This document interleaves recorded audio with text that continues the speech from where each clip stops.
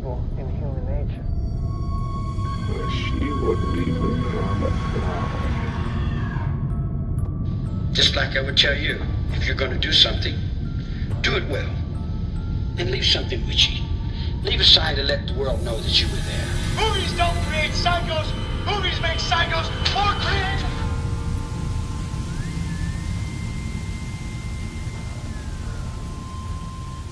Hello. Hello. How's everyone doing? How are you today? Wait, sorry, you're gonna heal. I'm sorry. We had like a long session of just like gossiping just right before this. Yeah. So I feel like my tongue cannot take any more of that steaming tea that she was giving me, this colding tea. The tea was hot today. Tea was very hot today. The tea was hot. So, welcome to Undercover Coven, everybody. Welcome back. I'm Paula. I'm Ale. What's up? Not much. What's up? What's up? What is happening? What's crack-a-lackin'? Wow, that's horrible. That's not our signature. No. Okay, so today we start part 1 of our 2-part mini series. Yep. And we are excited. We are. Are we grossed out? Oh, yeah. Yes. But we're excited. Are we mad? Mm-hmm. Yep. This is... What else are we? I am angry. I am grossed out. I don't want to... I didn't want to have lunch before doing this episode because I'm pretty But please sure... stay. This is a really good episode. Because I'm pretty sure I'm going to gag. Last night I had a dream about this. So, man, my life is like really good right now. Yeah, it's a really good episode we have for you guys today. Yes. But first, we have our first submission. Woohoo. Finally. Yes. Okay. So you want me to read it? Sure. Do you have it? Yeah. So we got an email from Sandy from the Woods podcast. Yes. Shout out to you because thank you for emailing us a story. Yes. So last episode we were talking about cursed objects and a cursed car, of course. And so she sent in her own cursed car story-ish. I think I have a little bit of a theory on this one. But, okay. So I'm just going to read it out. Go ahead. Okay. She said, "Howdy, Pauls." Hi. I just got finished listening to your most recent episode and I had my own cursed car story to share. About 6 years ago, my dad bought a brand new navy blue Ford truck. It was I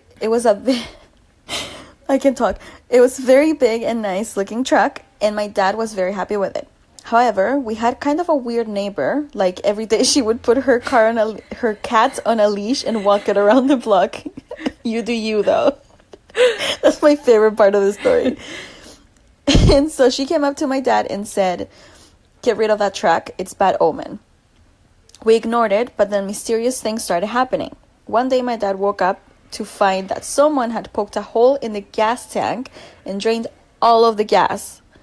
We called the cops, but the cops thought my dad did it for insurance money or something, but it was cold outside and there was snow on the ground. My dad asked them, why would I get down on the cold snow and destroy my own truck? That's a very good question. It is. Fucking police are so stupid. The cops kind of brushed it off and did nothing about it. Then a few months after, my dad went outside and saw that the truck's driver's side window had been smashed in.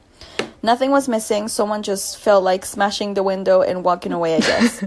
The neighbor comes out of her house just as my dad is looking at the damage, and she says again, "Get rid of that truck. It's bad omen." After that, my dad got rid of the truck. However, I do wonder what else would have happened if he kept it. Anyway, I just felt like sharing that with you. You guys are great. Much love, Sandy. Thank you so much, Sandy. Thank you so much. I actually love that story. So the neighbor did it. 100%. That lady's crazy. Like, who puts their cat on a leash? That's so funny.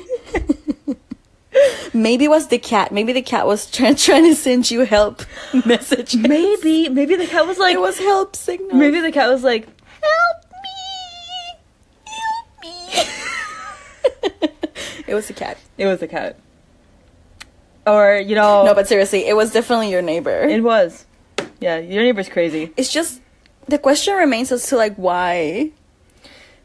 why would she just didn't like it, and she just decided she didn't like it, so she was like, they need to get rid of that track, so I'm gonna make them get rid of it. I would have put like a camera like outside my house towards like where the car is parked and just watched it. Oh, I would have too. That would have been cool. Yeah. I hope that happens to me one day. No, not really, because it might be ghosts. No, I hope he doesn't.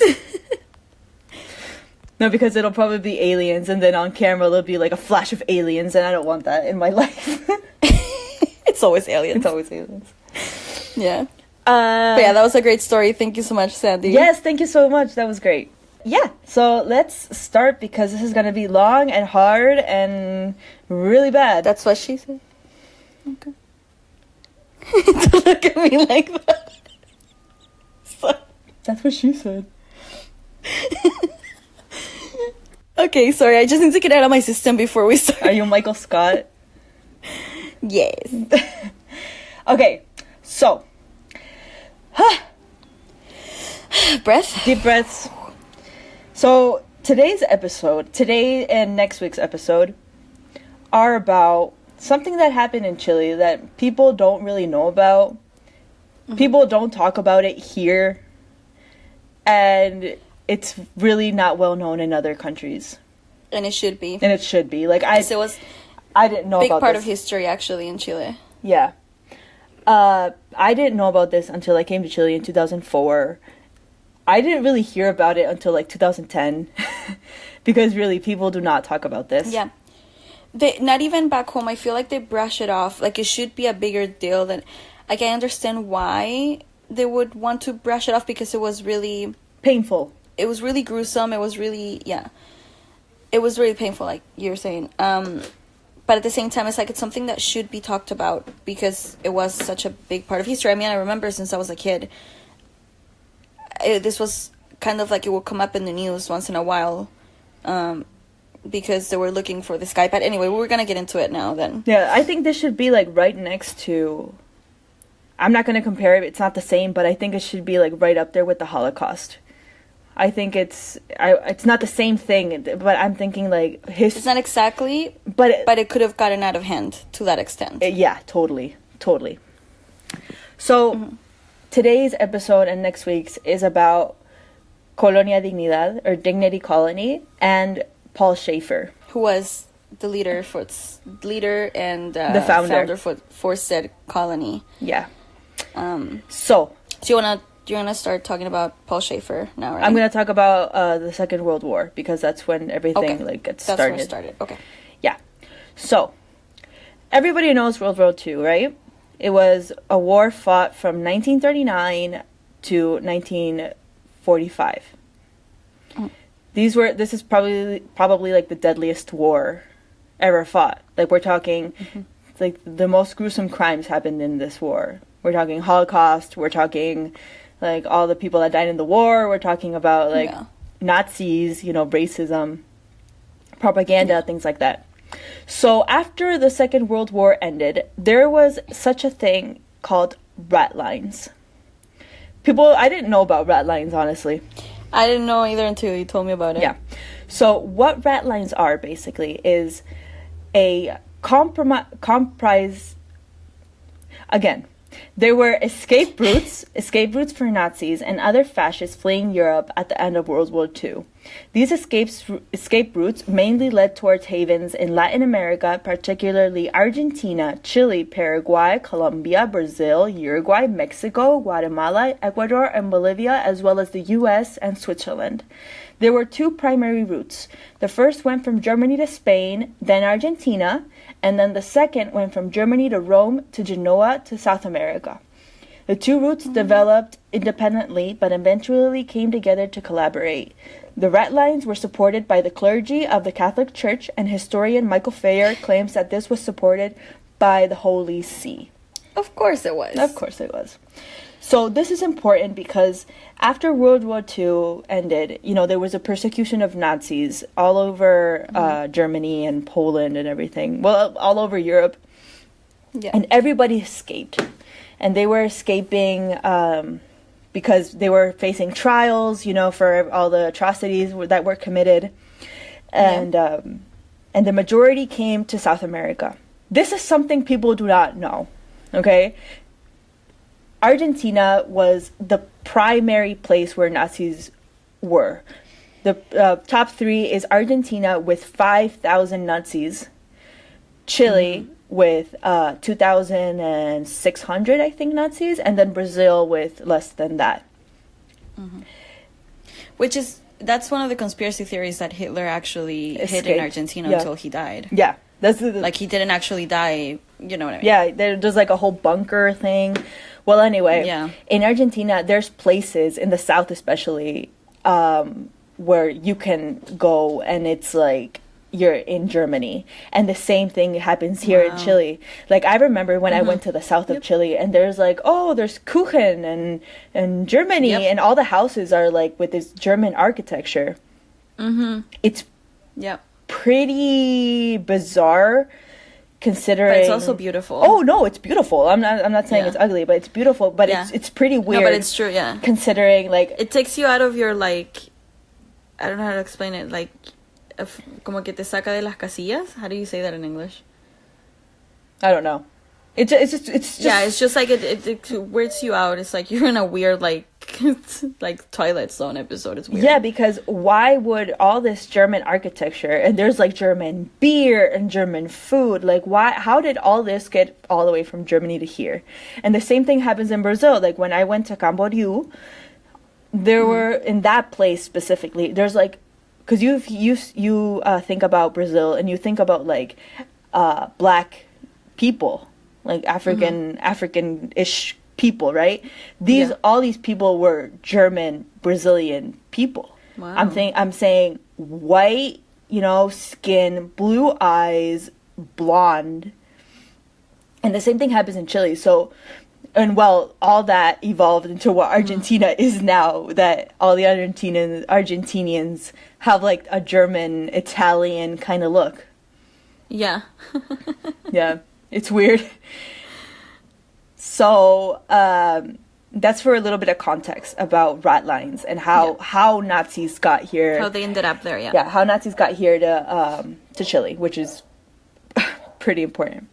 So first we're going to talk about Paul Schäfer. So Paul Schäfer is the founder and former leader of a sect and agricultural commune of German immigrants in Chile called Colonia Dignidad, Dignity Colony.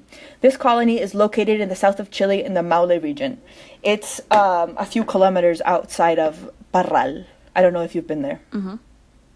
I have family who lives around it, but I've never been to Parral, but I think that was the closest thing, was like 35 kilometers. Yeah, it's so far away. Out. Yeah. That was the closest thing that they had around the colony, like in the area where they were established. That was the closest thing they had. It was 35 kilometers away. Yeah. So Paul Schäfer Schneider was born in Trusdorf, Germany, and joined the Hitler Youth movement when he was a teenager, actually. So the Hitler Youth is an organization of the Nazi Party in Germany. It existed from 1926 to 1945, and members were indoctrinated in Nazi ideology, including racism and everything in between. The most known notion they had was, quote, Germany must live even if they must die. Schäfer served as a medic in the Wehrmacht. I'm so sorry if I'm pronouncing this wrong. Wehrmacht during World War II, where he reached the rank of corporal. What this was Unified Armed Forces of Nazi Germany from 1935 to 1945. They were the heart of Germany's political military power. This was like the main thing. Damn. Following the war. So he what? Okay. So he what? He was like involved. He was a Nazi, like involved in. All of it. Oh yeah. 100%. 100%. Following the war, he set up a children's home and Baptist ministry. In 1959, he created the Private Social Mission, a charitable organization. That same year, he was charged with sexually abusing 2 children and fled West Germany with his followers. So basically, after World War II, he blended into the background post-war, traveling Germany as a preacher. He played guitar and delivered songs and messages about sexual abstinence for eternal salvation, which is Yeah. Ironic. Yeah, we're gonna get into it. You'll know why this is like. It's just it makes you want to like fucking wish you could have killed him because of what we're gonna get into in just a little bit. Yeah. Before leaving Germany, he had a small following. He followed the teachings of American preacher William M. Branham, part of the post-World War II healing revival. Branham was also a huge influence on the infamous Jim Jones and his teachings. There's going to be many similarities between Jim Jones, Paul Schäfer, and the Colony and Jonestown, by the way. Mm-hmm. So, who is William A. Branham and what did he teach? He initiated this post-World War II healing revival, and his teachings are still recognized today in evangelism and modern charismatic movements, which is basically evangelic beliefs. He was the very first preacher to convey a huge crowd and do the laying of hands and healing the sick. You know how you see on TV? Well, I don't know if you've seen it in real life because I have evangelical family, but when they do the laying of hands and they're like all screaming and people are like born again and things like that. Yeah, he was they're touched. Yeah, they feel like they're touched by the like Holy Spirit and they start like speaking in tongues and shit. Yeah, that's my life. That's my life. Welcome to my life. Oh wow. Schäfer advocated a, quote, strict adherence to the Bible. A woman's duty is to obey her husband, and an apocalyptic vision. Schäfer... She's already getting tired. No, I'm getting, like, pissed off. Yeah. Schäfer, while still in West Germany, met Chilean ambassador to Germany when he was invited to come to the country. This Chilean ambassador, I don't remember his name. I read it somewhere. He was like, oh, come to South America. You know, we're very pro-Nazi. We love them here. We love the Nazis. South America in that time was very pro-Nazi and was the final destination in ratlines, like I mentioned before, to help Nazis flee Germany after World War II. Oh my God. It's happening. I didn't cite my sources, but basically this is like all news from here, all documentaries from Chile's national channels, newspapers in Chile, everything. People were talking about this all the time before, because this is not something that happened now. So Paul Schäfer resurfaced in Chile in 1961 during conservative President Jorge Alessandri's reign. This was before the dictatorship in Chile, which we're going to get into. Alessandri granted him permission to create the Dignidad Beneficent Society on a farm outside of Parral in the Maule region. This place was founded on Baptist principles and anti-communism.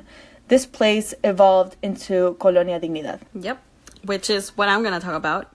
So Colonia Dignidad it ran from 1961, which is when Paul Schäfer came to Chile, to 2007, actually. That's 2007 is when officially it was rebranded, which I'm going to talk about that later. And so the first people to join was actually... So Paul Schäfer came from Germany with a bunch of children. So this is from his, like, the small following that he had back in Germany. Yeah. I think he was a preacher or something like that. Yeah, he had a freelance preacher. Yeah. And so what happened is that he came with a bunch of children, around 66 children or more. Some of them came with their parents, some of them didn't. Yeah. So they were told that they were coming because of a church event or like a church trip or something. They were coming to like sing on the choir and stuff like that. So they were coming for a little bit, for like a couple of weeks, just to like tour around and sing in the choir. And then they were leaving, going back to Germany. So they didn't know is that they were actually moving to Chile, like, permanently, right? And so, actually, this is the thing, it's just one of the things that makes me mad, is that this was recorded to be the biggest mass kidnapping in Germany ever. And the embassy still tried to help, like, just basically had their back every time a member would, like, escape and complain.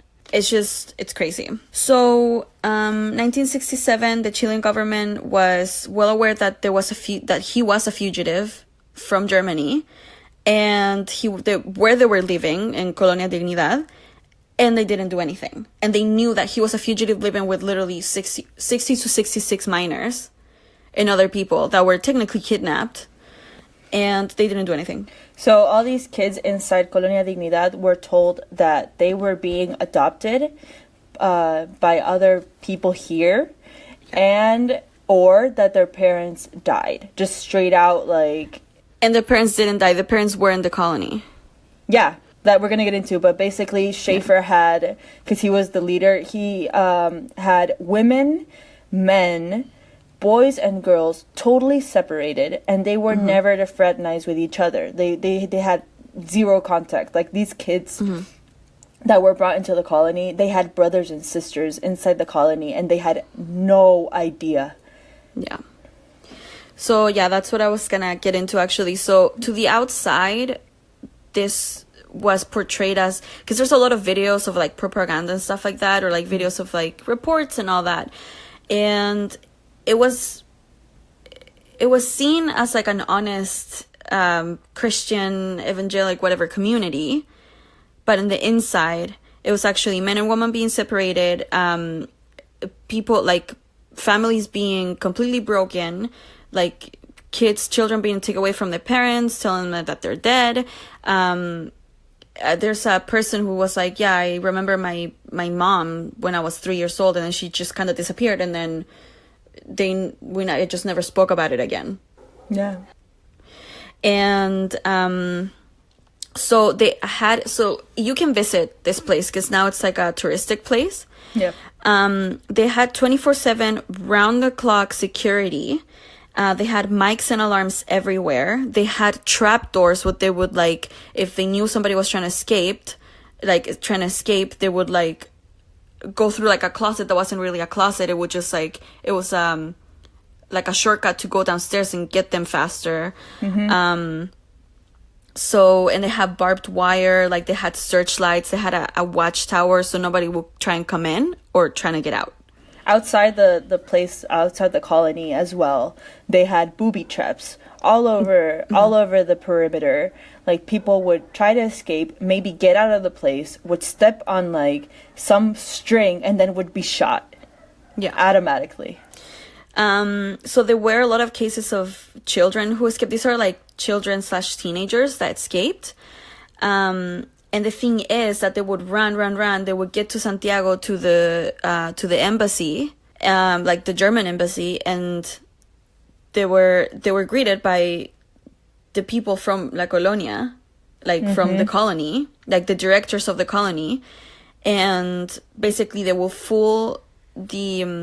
trick the authorities, like the embassy people, to let them take them back. Yeah. Right? So there was one case, this is in 1972, that's when all this stuff started to be leaked out into the press, and, like, the people started, like, maybe there's something weird going on there. So Heinz Schmidt, that's his name, he tried to escape, and he went to the embassy. When he got there, he was greeted by two people from, like, the directors of the colony. They started talking with, like, the embassy people. They were like, you don't have to do this. They're, every family has their problems. Like, we can solve this. And then they, like, technically, like, sweet talked them.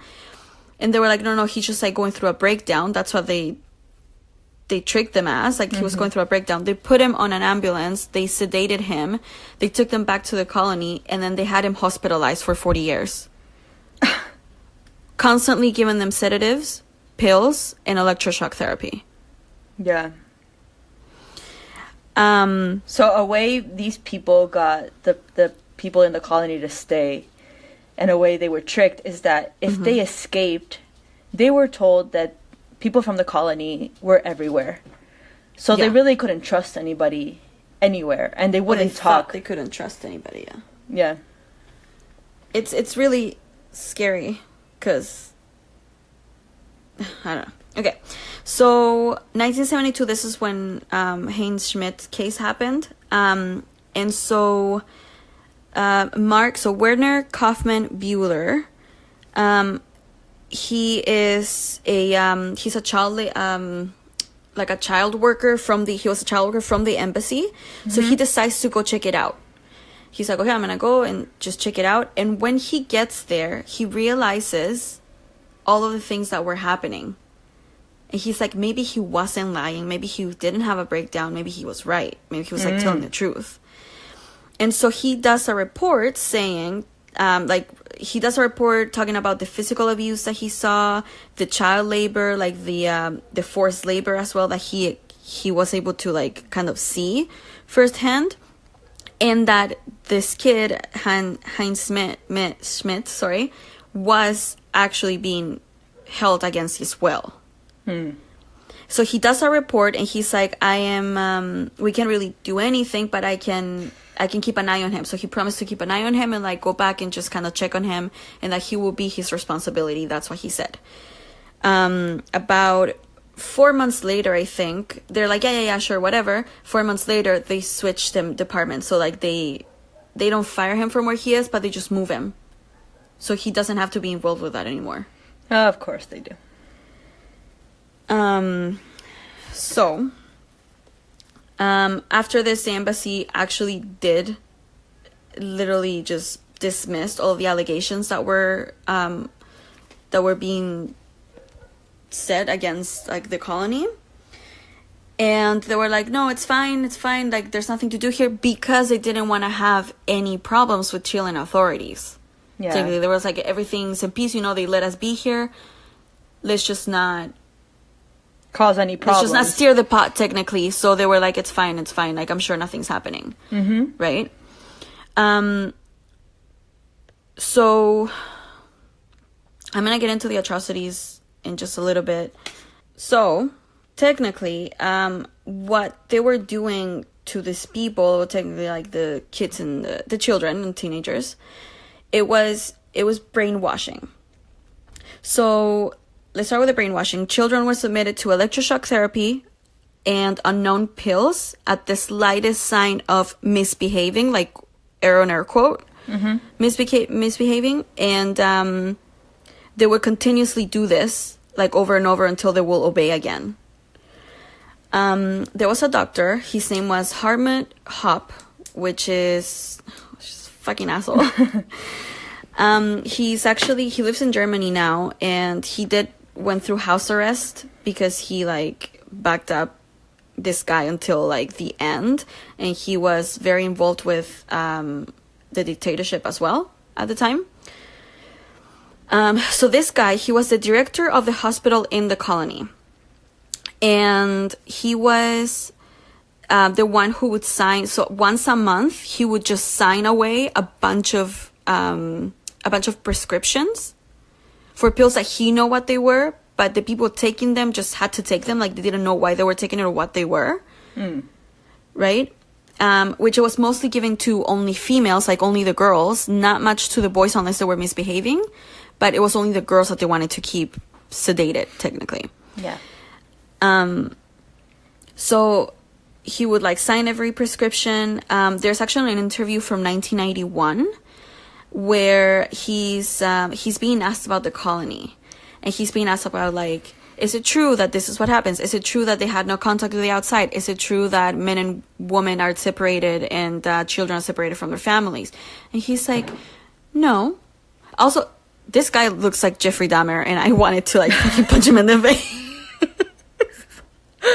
He actually looks like him. It's crazy. And so he's like, no. And then, no, there's nothing like that going on. And then the girl asks, like, the reporter is like, so they all live, like, every family lives in their own house? And he's like, yeah, it's all normal. And then they keep asking him questions, and he's like, yeah, no, I don't know where you get this from. Absolutely not. And actually put in my notes, it's like, he denies it all. He looks scary. I had to. But the residents that were in there, like all the kids and teenagers that are grown-ups now, of course, they tell a completely different story. So this girl, her name is Doris Saitner. She recalls she tried to escape. She actually escaped 8 times. And every single time they brought her back. So she recalls at one point she was being fed 21 pills a day that she had no idea what they were, but she was loopy all day. Yeah.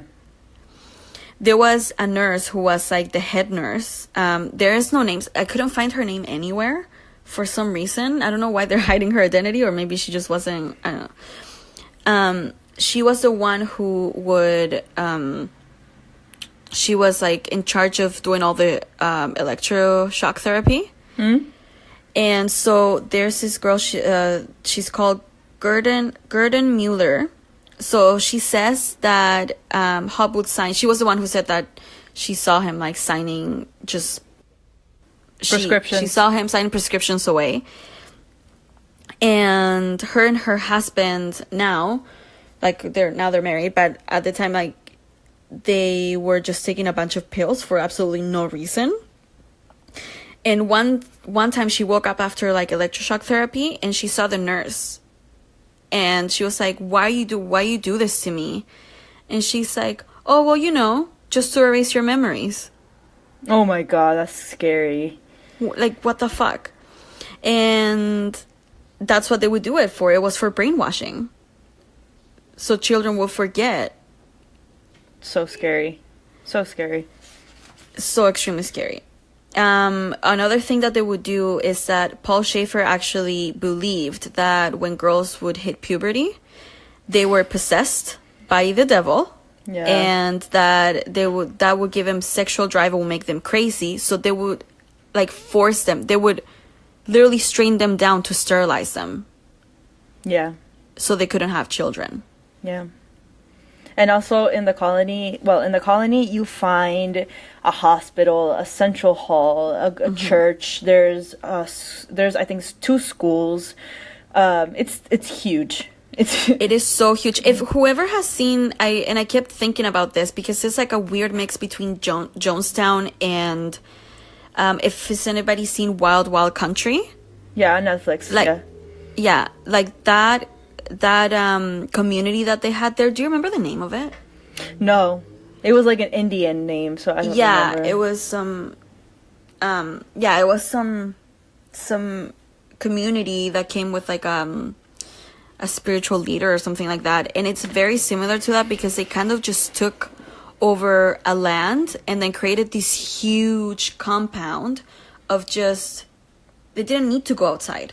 They had a state inside a state. Exactly. Yeah. It had everything, but it didn't have like any shopping or anything because like supermarkets or anything because it was like a sin. Need to, yeah. But everything was built by forced laborers, you know, people who lived there, children. Like I knew you were going to get into it, but they worked from 8 a.m. to midnight every single day. Yeah. So this is the colony that we're talking about.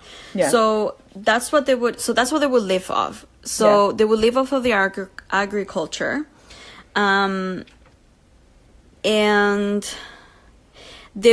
everyone was forced to work. Everyone. Like Paula said, 8 a.m. to 12, like 12 at night, midnight. They wouldn't get any pay, which we're going to get into that about how they actually got money, but they didn't really get any money. It was like the directors that would get the money. Yeah. From the elderly, but we'll talk about that in a bit. No, and also the taxes from the dictatorship as well. Yeah, well, Jesus, it was some dark times, very dark times in Chile. Yeah.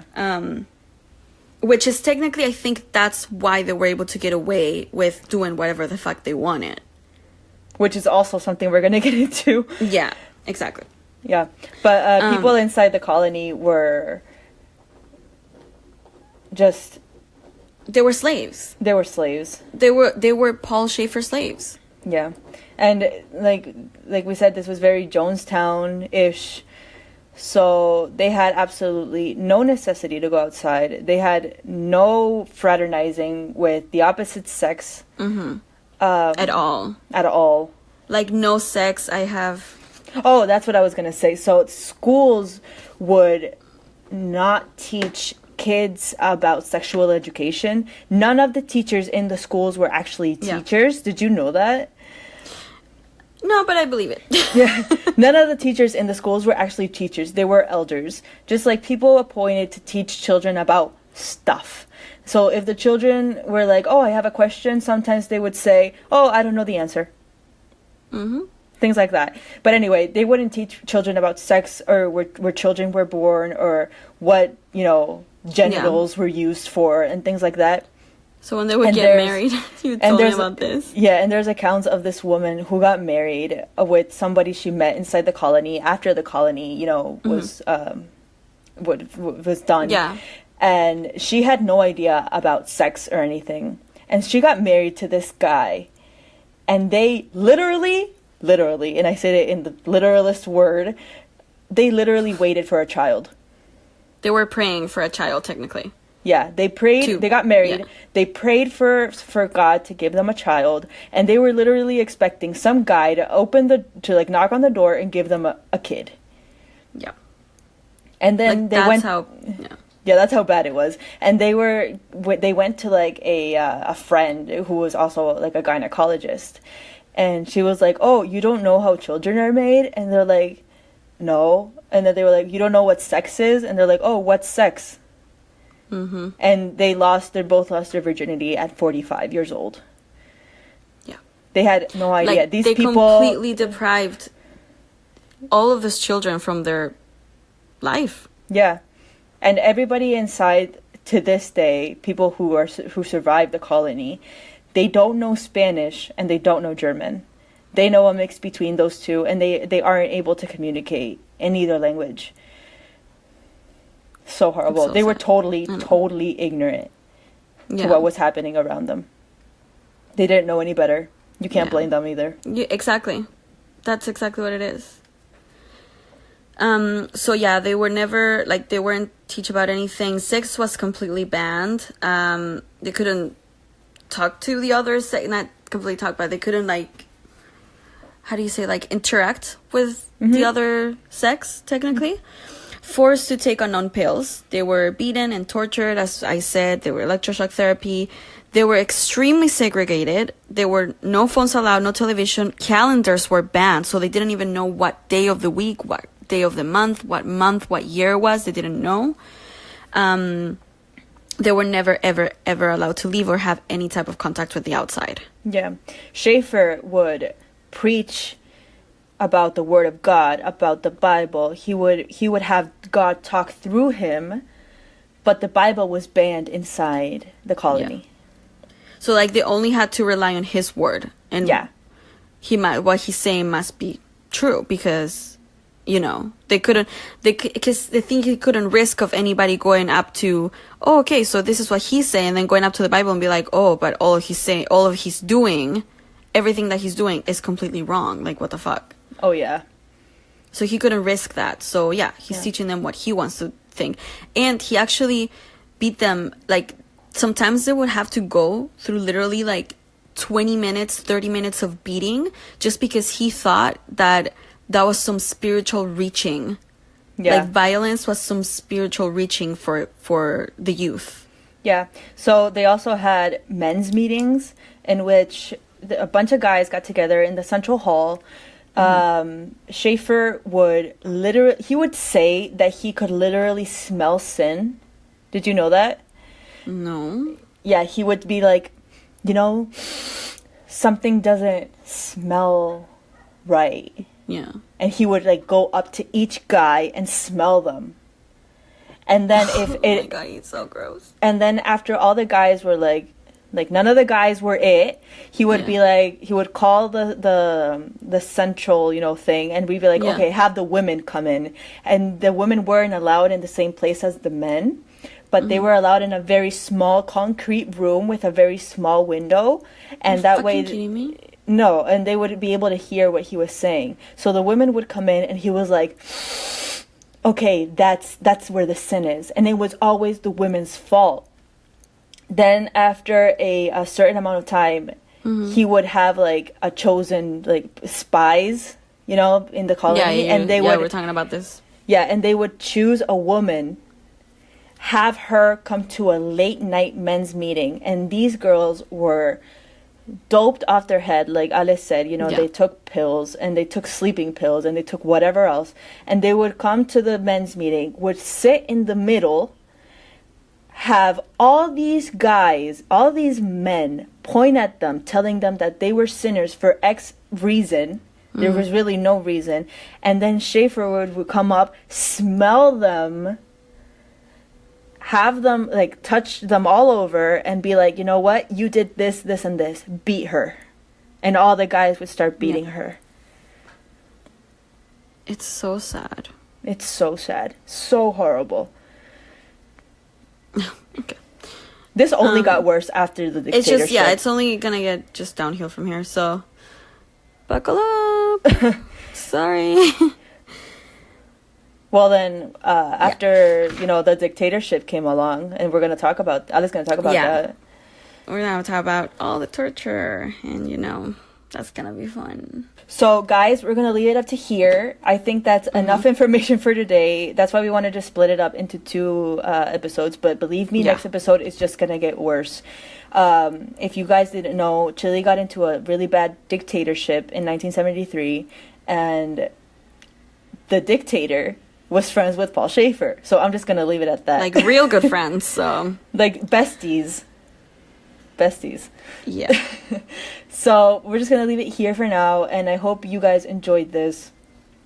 This is honestly this is probably the toughest episode we've ever done. Yeah. It's really hard to swallow. And being here, this is in the 6th region, and I'm in the 5th. Like, yeah. It's close, so it's hard. But yeah, I hope you guys enjoyed it, and I hope you guys, I want to hear comments from you. Did you know about this? Did you know about Nazis coming to South America?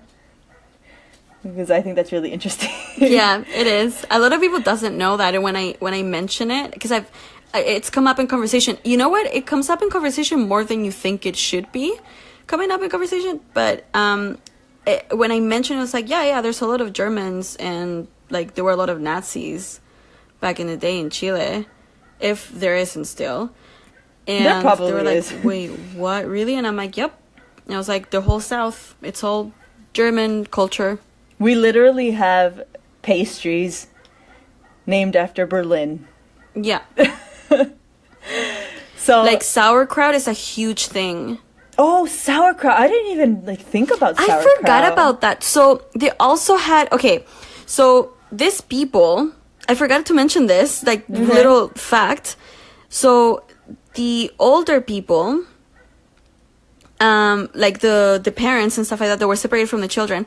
So to have something to eat, because they wouldn't feed them, like, they would work, but they would, like, work under horrible conditions. Mm-hmm. So in the, like, there's, like, not tunnels, but there's, like, basements where they would make sauerkraut in, like, these huge, like, concrete, like, square things. Like tubs? To store it and to eat, because so they would have something to eat. And they would eat sauerkraut? Are you serious? Yeah, chucrut. Is that why it's such a big thing here? It is. People put sauerkraut on everything. I know. Here, here in Chile, we call it chucrut, and that's sauerkraut. And we actually eat, like, it's crazy. Everybody in Chile eats a lot of sauerkraut. I eat sauerkraut. I love sauerkraut. I love sauerkraut. And yeah, so they would do that. So they would like hiddenly they would do that in, like, the basements where they would, like, have them sleeping, which this condition was horrible down there. And so they would do them. They were like these. They were in barrels, but they were like these things, like this, tubs, like these tubs out of the wall. They were made out of concrete, though, and that's where they would make and store the sauerkraut, so they would have something to eat. Oh, that's bizarre. Really weird, right? I don't want to eat sauerkraut anymore. It's delicious. What do you mean? No, it's just that it's from those people. Yeah, I know. Yeah. Well, anyway, let's end it here. Yep. Next episode is going to be a ride. Man, so, really, I advise, don't have lunch. You have to be this tall to write it. I'm just kidding. I'm trying to make a joke. Okay. But people can't see you. People can't see you. Well, anyway, Ali's really short, so you can write it probably. Anybody could write it. The ride, not you. Oh, Paula. I'm kidding. Guys, make sure to follow us on social media at Undercover Coven everywhere, which means Instagram and Twitter because we're nowhere else. And also send us an email at undercovercoven@gmail.com. Remember, you can submit your stories or anything that you would like to tell us. And we would be glad to read it here on the podcast. And we'll see you next week, everybody. And remember, it's going to be a gag. Not gag as in funny, but bye. Bye.